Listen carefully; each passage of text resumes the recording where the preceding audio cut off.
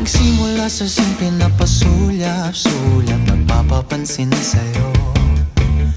Umabot sa palitan ng mga mensahe, kilig na kilig ako. Kumusta, kain na, hello, magandang umaga. Ingat ka, pahinga, huwag kang masyadong magpupuyat pa. Naramdaman ng puso na dahan-dahan akong nahuhulog sa'yo. Sa kada araw natin na pag-uusap, meron ng